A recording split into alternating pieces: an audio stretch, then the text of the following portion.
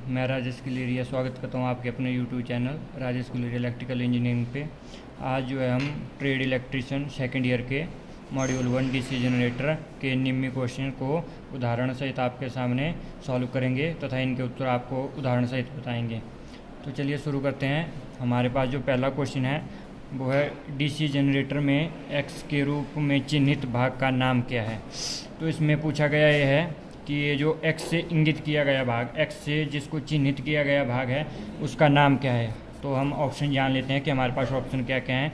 ए option है हमारे पास armature core, B option है हमारे पास ब्रश, सी ऑप्शन है हमारे पास कम्यूटेटर रेजर, डी ऑप्शन है हमारे पास कम्यूटेटर खंड। तो ये हमारे आपको बताया आर्मेचर कोर तो है नहीं ना, ब्रश है, ये जो है हमारा कम्यूटेटर है। तो इसके बारे में पहले आपको बता देते हैं कि आर्मेचर जो होता है हमारा वो इस प्रकार का होता है। मान लीजिए ये हमारा आर्मेचर है, तो इसमें जो है इस प्रकार से जो है कंडक्टर स्थापित किए जाते हैं, इस प्रकार से इसमें बाइंडिंग की जाती है तथा आगे जो हमारा कम्यूटेटर होता है तो उसके लिए जो है स्लॉट निकाल दिए जाते हैं। बाइंडिंग के आगे जो हमने तार इस्तेमाल किए होते हैं उससे जो है कम्यूटेटर के ऊपर कनेक्ट कर देते हैं। ये हमारा कम्यूटेटर है तथा इसके जो एक्स के रूप में, जो कम्यूटेटर का एक्स के रूप में चिन्हित भाग है उसके बारे में पूछा गया है। तो इसे जो है हम कम्यूटेटर रेजर कहते हैं। अर्थात हमारे पहले क्वेश्चन का जो आंसर है वो हमारा सी ऑप्शन है, कम्यूटेटर रेजर। तो चलिए सी ऑप्शन पे टिक कर देते हैं। अब हमारा सेकंड क्वेश्चन है, दूसरा क्वेश्चन है हमारे पास डीसी जनरेटर का नाम क्या है। तो चलिए पहले हम इसके ऑप्शन पढ़ लेते हैं, क्या क्या ऑप्शन हमारे पास हैं। ए ऑप्शन हमारे पास differential long shunt compound, B option है हमारे पास डिफरेंशियल लघु शंट यौगिक, सी ऑप्शन है हमारे पास संचयी लंबी शंट यौगिक, डी ऑप्शन है हमारे पास संचयी लघु शंट यौगिक। तो सबसे पहले हम आपको बता देते हैं कि ये दो प्रकार के होते हैं, एक सेपरेटली एक्साइट जनरेटर, दूसरा self excited generator. Separately excite वो जनरेटर होते हैं जिसे बाहरी सोर्स से हमें जिसकी फील्ड को जो है एक्साइट करना पड़ता है उसे सेपरेटली एक्साइट जनरेटर कहते हैं। और जो हमारा सेल्फ एक्साइट जनरेटर होता है उसको उसी में उत्पन्न वोल्टेज के द्वारा जो है उसकी फील्ड को जो है एक्साइट करते हैं, उसे सेपरेटली एक्साइट जनरेटर कहते हैं। सेल्फ एक्साइट जनरेटर भी हमारे 3 प्रकार के होते हैं, ABC करके हम उसको लिखते हैं। एक होता है हमारा शॉर्ट शंट कंपाउंड, जो हमारा सबसे पहले सीरीज चलता है, सीरीज बाउंड जनरेटर। दूसरा चलता है हमारा शंट बाउंड जनरेटर, तीसरा चलता है हमारा कंपाउंड बाउंड जनरेटर। और जो हमारा पहला है वो है सीरीज, दूसरा शंट और तीसरा कंपाउंड बाउंड जनरेटर। तो कंपाउंड बाउंड जनरेटर वह होता है जिसमें जो है जिसकी फील्ड जो है 2 भागों में बंटी होती है।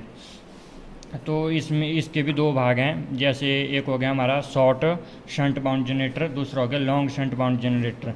तो शॉर्ट शंट बाउंड जनरेटर में होता है जो जिसकी जो है फील्ड आर्मेचर के समानांतर में जुड़ी होती है उसे हम शॉर्ट शंट बाउंड जनरेटर कहते हैं। और हमारा जो लॉन्ग शंट बाउंड जनरेटर होता है उसमें जो है इसकी फील्ड आर्मेचर के साथ तथा सीरीज के फील्ड में जुड़ी होती है, उसे हम लॉन्ग शंट बाउंड जनरेटर कहते हैं। तो यहाँ देखिए आप इस चित्र के ऊपर आर्मेचर के साथ तथा इसके समानांतर में जुड़ी है, मतलब ये हमारा लॉन्ग शंट बाउंड जनरेटर है। तो इसे हम, ये ऑप्शन जो है हमारा वो हमारा ठीक है, इसका answer differential long shunt compound, ये हमारा जो है उसी प्रकार से है। देखिए आर्मेचर के साथ तथा इसके समानांतर में इसकी फील्ड बाइंडिंग जुड़ी हुई है, तो ये ऑप्शन हमारा ठीक है। अब हम तीसरे क्वेश्चन के ऊपर चलते हैं। तीसरा क्वेश्चन हमारे पास उपलब्ध है, डीसी जनरेटर में प्रेरित ईएमएफ की दिशा ज्ञात करने के लिए किस नियम का उपयोग किया जाता है। हम दोबारा इस क्वेश्चन को पढ़ेंगे। डीसी जनरेटर में प्रेरित ईएमएफ की दिशा ज्ञात करने के लिए किस नियम का जो है उपयोग किया जाता है। तो इसके ऑप्शन है हमारे पास, ए ऑप्शन है क्रॉस स्क्रू नियम, बी ऑप्शन है हमारा दाहिने हाथ की हथेली का नियम, सी ऑप्शन है हमारा फ्लेम के बाएं हाथ का नियम तथा डी ऑप्शन है हमारा फ्लेम के दाहिने हाथ का नियम। तो इसका जो आंसर है वो है फ्लेमिंग के दाहिने हाथ का नियम। जो हमारा डी ऑप्शन है वो बिल्कुल करेक्ट है। इसका जो आंसर है वो फ्लेमिंग के दाहिने हाथ का, वो इस प्रकार से हमारा नियम चलता है। ये हमारा अंगूठा इस तरह से रहता है, हमारी जो पहली अंगुली है वो इस तरफ से रहती है, जो हमारी मध्यमा है वो इस तरफ से रहती है। तो ये हमारा फ्लेमिंग के दाएँ हाथ का नियम है, मतलब राइट हैंड रूल। फ्लेमिंग के राइट हैंड रूल के द्वारा हम इसको जो है ज्ञात कर सकते हैं ईएमएफ की दिशा। तो इस प्रकार से जो हमारा डी ऑप्शन है वो उसका सही आंसर है। अब हमारे पास क्वेश्चन नंबर 4 है, डीसी जनरेटर में उत्पन्न ईएमएफ की गणना करने के लिए किस सूत्र का जो है उपयोग किया जाता है। तो इसके ऑप्शन हम पहले पढ़ लेते हैं। इसके ऑप्शन है उत्पन्न ईएमएफ बराबर है φZn upon 60 volt. Option B है φZn upon 60 into A upon P volt. C option है उत्पन्न ईएमएफ बराबर है Zn upon 60 into five into P upon A volt. जो इसका सी है वो है उत्पन्न ईएमएफ बराबर है φZn upon 60 into p n volt. जो इसका फार्मूला होता है वो इसका फार्मूला होता है φZn upon 60 into P upon A volt. तो इसमें जो है हमारा डी ऑप्शन है, देखिए φZn upon 60 into P upon A volt. तो इसी का फार्मूला ये है। तो हमारा जो चौथे क्वेश्चन का डी ऑप्शन है वो इसका बिल्कुल सही आंसर है। तो अभी हम पांचवें क्वेश्चन के ऊपर चलते हैं। इसमें जो हमारा क्वेश्चन है ईएमएफ की गणना करने का सूत्र क्या है। ईएमएफ की गणना करने का सूत्र क्या है, एक डीसी मोटर। ये हमारा क्वेश्चन है पांचवा। तो इसके ऑप्शन भी हम पढ़ लेते हैं। ईबी बराबर है B upon I A R A volt. Second option है EB equal to B into I A R A volt. C option है EB equal to B minus I A R A volt. और D है इसका EB equal to B plus I A R A volt. इसका जो actual में formula होता है वो होता है हमारा ईबी बराबर है b plus I A R A volt. तो इसका जो डी ऑप्शन है वो इसका करेक्ट आंसर है। इसमें फार्मूला है ईबी बराबर है b plus I A R A volt. तो इसका डी जो है बिल्कुल करेक्ट आंसर है। तो अभी हमारे पास छठा क्वेश्चन है, डीसी जनरेटर में एक्स के रूप में चिन्हित भाग का नाम क्या है। जो हमारा डीसी जनरेटर है उसी का भाग है और उसमें जो एक्स से चिन्हित भाग है उसका नाम इन्होंने पूछा है कि इसका नाम क्या है। इसका नाम आपको जो है बताना है। तो इसके ऑप्शन है ध्रुव किनोक। ए ऑप्शन है पोल टिप ध्रुव किनोक। बी ऑप्शन है हमारा ध्रुव कुंडली पोल कॉइल। सी ऑप्शन है हमारा पोल कोर। डी ऑप्शन है हमारा पोल शू। तो इसमें जो होता है वो डीसी जनरेटर का भाग है। इसे जो है पोल शू के द्वारा हम बुलाते हैं या पोल शू से इसे प्रदर्शित किया जाता है, जो हमारा एक्स से चिन्हित भाग है। तो इसे जो है डी ऑप्शन है हमारा पोल शू, ये इसका करेक्ट आंसर है। अभी हम सातवें क्वेश्चन के ऊपर चलते हैं। सातवां क्वेश्चन है हमारा डीसी जनरेटर का नाम क्या है। तो इसे देखते हैं। ये हमारा डीसी जनरेटर है। इसका नाम हम देखेंगे अभी कि इसका नाम क्या है। पूछा गया हमसे क्वेश्चन कि डीसी जनरेटर का नाम क्या है। इसके ऑप्शन है शंट जनरेटर। इसका दूसरा ऑप्शन है श्रेणी जनरेटर। तीसरा ऑप्शन है यौगिक generator compound generator. D option है हमारा सेपरेटली एक्साइट जनरेटर, अलग से उत्तेजित करना। तो इसमें जो है जो हमारा सेल्फ एक्साइट जनरेटर होता है उसमें जो है उसी की वोल्टेज के द्वारा उसकी फील्ड को जो है एक्साइट करके चलाया जाता है। बट इस चित्र में हमें वैसा नज़र नहीं आ रहा है। इसमें हमें नज़र ये आ रहा है कि इसमें बाहरी सोर्स के द्वारा, ये लिखा हुआ डीसी सोर्स, बाहरी सोर्स के द्वारा जो इसकी फील्ड को एक्साइट किया जा रहा है। तो इसे हम जो है सेपरेटली एक्साइट जनरेटर बोलेंगे, अलग से उत्तेजित जनरेटर। तो इसका जो ऑप्शन डी है वो इसका करेक्ट आंसर है। अभी हमारे पास आठवां क्वेश्चन है, जनरेटर द्वारा किस ऊर्जा को विद्युत ऊर्जा में परिवर्तित किया जाता है। ये बड़ा अच्छा क्वेश्चन है। जनरेटर द्वारा किस ऊर्जा को जो है विद्युत ऊर्जा में परिवर्तित किया जाता है। तो पहला ऑप्शन है हमारा ऊष्मा, दूसरा ऑप्शन है हमारा गतिशील, तीसरा ऑप्शन है हमारा रासायनिक, डी ऑप्शन है हमारा यांत्रिक। इंग्लिश में वो आपको बताता हूँ मैं। हीट, ए नंबर ऑप्शन हीट, दूसरा है काइनेटिक, बी, सी है केमिकल, डी है मैकेनिकल। तो आपको पता है कि जो है डीसी जनरेटर जो है मैकेनिकल एनर्जी को इलेक्ट्रिकल एनर्जी में बदलता है, यानी कि यांत्रिक ऊर्जा को जो है विद्युतीय ऊर्जा में बदलता है। तो इसका डी ऑप्शन जो है इसका आंसर है, यानी कि यांत्रिक। अभी हमारे पास नाइन्थ क्वेश्चन है, डीसी कंपाउंड मोटर के घूर्णन की दिशा कैसे बदली जाती है। डीसी कंपाउंड मोटर के घूर्णन की दिशा कैसे बदली जाती है। तो इसके ऑप्शन है आर्मेचर धारा की दिशा बदलकर, बी ऑप्शन है आपूर्ति टर्मिनलों को आपस में करके, सी ऑप्शन है क्षेत्र और आर्मेचर दोनों की दिशा बदलकर, डी ऑप्शन है श्रृंखला क्षेत्र की धारा की दिशा को बदलकर। तो इसमें जो हमारा बी ऑप्शन है वो भी हमारा बिल्कुल गलत है, जो हमारा सी ऑप्शन है वो भी बिल्कुल गलत है, और डी ऑप्शन है हमारा श्रृंखला क्षेत्र की धारा की दिशा बदलकर, वो भी हमारा बिल्कुल गलत है। इसमें जो है आर्मेचर धारा की दिशा बदलकर जो है हम डीसी कंपाउंड मोटर के जो घूमने की दिशा है उसे बदल सकते हैं। तो इसका ए ऑप्शन बिल्कुल सही है। अभी हम चलते हैं अपने 10वें क्वेश्चन के ऊपर। 10वां क्वेश्चन हमारा डीसी जनरेटर का सिद्धांत क्या है, ये किस सिद्धांत के ऊपर कार्य करता है। तो हमारा ऑप्शन है क्रॉस स्क्रू नियम, बी ऑप्शन हमारा फ्लेमिंग के बाएं हाथ का नियम, सी ऑप्शन है हमारा फ्लेमिंग के दाहिने हाथ का नियम, डी ऑप्शन है हमारा फैराडे के विद्युतीय चुंबक प्रेरण का नियम। तो आपको पता है डीसी जनरेटर जो हमारा फैराडे के इलेक्ट्रोमैग्नेटिक इंडक्शन के सिद्धांत पर कार्य करता है। इसी प्रकार जो हमारा ए ऑप्शन है, बी ऑप्शन है, सी ऑप्शन है, तीनों गलत हैं। और जो हमारा डी ऑप्शन है फैराडे का विद्युत चुंबकीय प्रेरण का नियम, ये बिल्कुल इसका करेक्ट आंसर है, ये बिल्कुल इसका सही आंसर है, तो हम इसे टिक कर देंगे। अभी हमारे पास 11वां क्वेश्चन है, गतिशील रूप से प्रेरित ईएमएफ के लिए सूत्र क्या है। गतिशील रूप से प्रेरित ईएमएफ के लिए जो है सूत्र क्या है, तो इसका जो सूत्र होता है एक्चुअल में वो होता है BLV sin थीटा। तो अभी हम इसे चेक करेंगे कि इसमें हमारे पास ऑप्शन क्या है। ऑप्शन है हमारे पास ए ऑप्शन है BLV वोल्ट, बी ऑप्शन है BLV sin theta, BL sin theta, c option है हमारे पास BLV sin theta, d option है हमारे पास BLV cos थीटा। तो इसमें जो पहला ऑप्शन है BLV वोल्ट वो गलत है, जो हमारे पास दूसरा ऑप्शन है BL sin थीटा वो भी गलत है, जो हमारे पास डी ऑप्शन है BLV cos थीटा वो भी गलत है। तो इसमें जो हमारा ऑप्शन बचता है वो बचता है BLV sin theta, BLV sin theta volt, मतलब यानी कि हमारा जो सी ऑप्शन है, सॉरी सी ऑप्शन जो हमारा है वो बिल्कुल सही है। इसका सी ऑप्शन बिल्कुल ठीक था, BLV sin थीटा वोल्ट, तो इसे हमने टिक कर दिया है। अभी हमारे पास 12वां क्वेश्चन है, चुंबकीय क्षेत्र की दिशा ज्ञात करने के लिए जो है किस नियम का उपयोग किया जाता है। चुंबकीय क्षेत्र की जो है दिशा ज्ञात करने के लिए किस नियम का जो है उपयोग किया जाता है, हमारे पास 12वां क्वेश्चन है।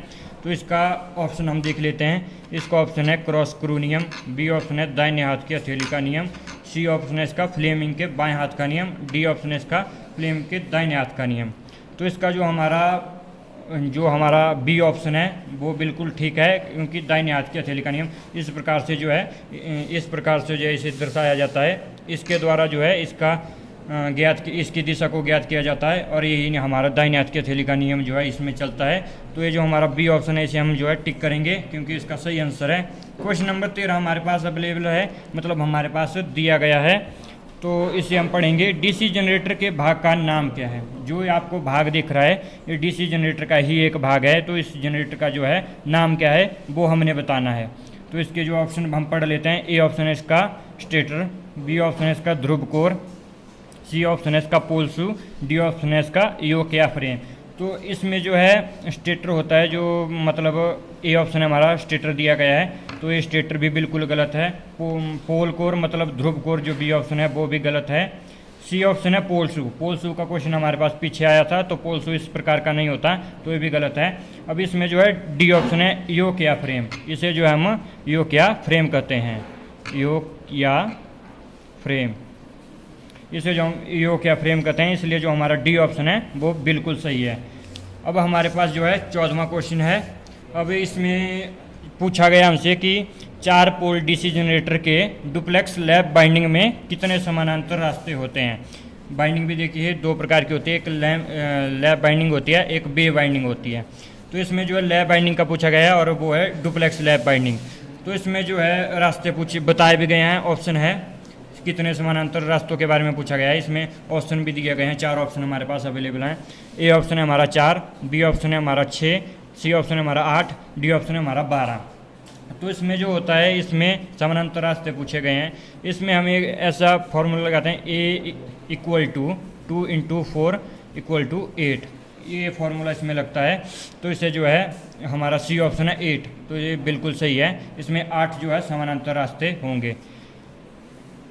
अभी हमारे पास 15वां क्वेश्चन है, डीसी जनरेटर के भाग का नाम बताइए। इसमें जो है डीसी जनरेटर के भाग का नाम पूछा गया है, ये कौन सा भाग है जो आपको चित्र दिख रहा है, इसका नाम इसमें पूछा गया है।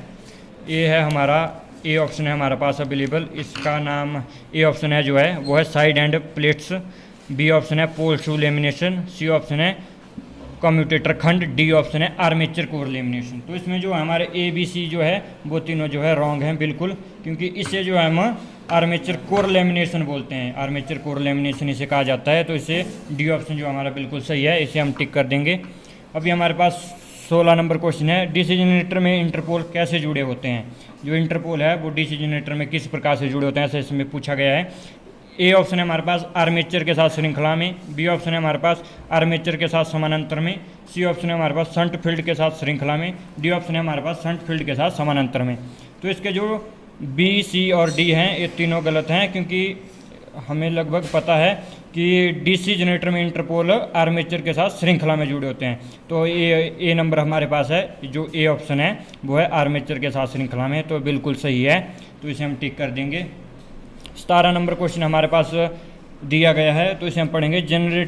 एक स्वयं उत्तेजित डीसी जनरेटर में अवशिष्ट चुंबकत्व की आवश्यकता क्या है। इसमें दोबारा हम पढ़ेंगे, एक स्वयं उत्तेजित डीसी जनरेटर में अवशिष्ट चुंबकत्व की आवश्यकता क्या है। तो ए ऑप्शन है हमारे पास वोल्ट का निर्माण करें, वोल्टेज का निर्माण करें। बी ऑप्शन है हमारे पास फील्ड करंट कम करें। सी ऑप्शन है हमारे पास आर्मेचर करंट कम करें। डी ऑप्शन है हमारे पास नियत आउटपुट वोल्टेज बनाए रखें। तो इसमें पूछा गया है सेल्फ एक्साइटेड जनरेटर के बारे में। आपको पता है सेल्फ एक्साइटेड जनरेटर जो है खुद में जो उसमें वोल्टेज होती है उसी के द्वारा अपनी फील्ड को जो है एक्साइट करता है। तो एक स्वयं उत्तेजित पूछा गया है, तो इसका जो कार्य होता है वो इसमें अवशिष्ट चुंबकत्व की आवश्यकता पूछी गई है। अगर हम अवशिष्ट चुंबकत्व की आवश्यकता हटा देंगे तो जो वो है इसका घूमना बंद कर देगा, उसमें जो चालक होता है हमारा घूमना बंद कर देगा और ईएमएफ जो है बनना बंद हो जाएगी। तो अगर हम इसमें अवशिष्ट चुंबकत्व की आवश्यकता अगर डालेंगे तो उससे जो है वो घूमता रहेगा, ईएमएफ बनती रहेगी, उस प्रकार से जो है उसमें वोल्टेज का निर्माण होगा। तो ए ऑप्शन जो हमारे पास वोल्टेज का निर्माण करे वो बिल्कुल सही है। अभी हमारे पास 18 नंबर क्वेश्चन है। डीसी मशीनों में वे कौन से दो बिंदु हैं जो ब्रश संपर्क प्रतिरोधक को मापते हैं। तो इसे दोबारा पढ़ेंगे। डीसी मशीन में वे कौन से दो बिंदु है, इसमें दो बिंदु बताया गया है, वे कौन से दो बिंदु है जो ब्रश संपर्क प्रतिरोध को मापते हैं। तो इसका ऑप्शन हम पढ़ लेंगे। एक है विपरीत, ए नंबर ऑप्शन है विपरीत ब्रश के बीच प्रतिरोध। बी ऑप्शन है ब्रश और कम्यूटेटर राइजर के बीच प्रतिरोध। सी ऑप्शन है ब्रश और कम्यूटेटर के बीच प्रतिरोध। डी ऑप्शन है ब्रश और आर्मेचर कंडक्टर के बीच प्रतिरोध। तो इसमें जो है हमारा सी ऑप्शन ठीक है, क्योंकि इसमें जो है ब्रश और कम्यूटेटर के बीच वो दो बिंदु होते हैं जिससे जो है संपर्क प्रतिरोध को मापते हैं। तो ब्रश और कम्यूटेटर, सी नंबर ऑप्शन हमारा बिल्कुल सही है। 19 नंबर क्वेश्चन हमारे पास अवेलेबल है। किस वोल्टेज ड्रॉप को एक्स के रूप में चिन्हित किया गया है। अब हम इसमें पूछना है जो एक्स के रूप में चिन्हित किया गया है उस वोल्टेज ड्रॉप का एक प्रकार से इन्होंने नाम ही पूछा है। तो क्वेश्चन पे हमारा ऐसा ही है कि किस वोल्टेज ड्रॉप को जो एक्स के रूप में चिन्हित किया गया है। ऑप्शन है हमारे पास पूर्ण लोड वोल्टेज पाथ, बी है आर्मेचर वोल्टेज पाथ, सी है आर्मेचर रिएक्शन ड्रॉप, डी है शंट फील्ड वोल्टेज ड्रॉप। तो इसमें जो हमारा सी ऑप्शन है आर्मेचर रिएक्शन पाथ, जो एक्स चिन्हित किया गया भाग है उसे हम आर्मेचर रिएक्शन ड्रॉप जो है ए ऑप्शन है हमारा, जो आपको दिख रहा है ए वाला भाग, इसे जो है एक्स से चिन्हित किया गया है, इसे जो है आर्मेचर रिएक्शन ड्रॉप कहते हैं। तो सी ऑप्शन हमारा सही है। 20 नंबर क्वेश्चन हमारे पास उपलब्ध है। 20 नंबर क्वेश्चन है कंपाउंड जनरेटर का नाम बताइए यदि शंट फील्ड आर्मेचर के समानांतर में जुड़ी हुई है। दोबारा पढ़ेंगे। कंपाउंड जनरेटर का नाम बताइए यदि शंट फील्ड आर्मेचर के समानांतर में जुड़ी हुई है। तो इसका ऑप्शन है, ए ऑप्शन है long shunt compound, B option है संचय यौगिक, सी ऑप्शन है विभेदक यौगिक, डी ऑप्शन है लघु शंट यौगिक। जैसा मैंने आपको पीछे बताया था कि शंट फील्ड आर्मेचर का जो होता है वो शॉर्ट शंट कंपाउंड जनरेटर होता है, तो इसलिए जो है इसे हम डी ऑप्शन जो है इसका मार्क करेंगे। तो जो हमारा डी ऑप्शन है शॉर्ट शंट कंपाउंड, यानी कि शंट फील्ड आर्मेचर के साथ समानांतर में जुड़ी होती है, वो हमारा शॉर्ट शंट कंपाउंड जनरेटर होता है। तो इसलिए डी ऑप्शन इसका बिल्कुल सही है। ये हमारे आज के 20 क्वेश्चन थे। अगर आपको वीडियो अच्छी लगी हो तो इसे लाइक करें, शेयर करें, कमेंट करें और चैनल को जो है सब्सक्राइब जरूर करें। धन्यवाद। जय गुरुदेव।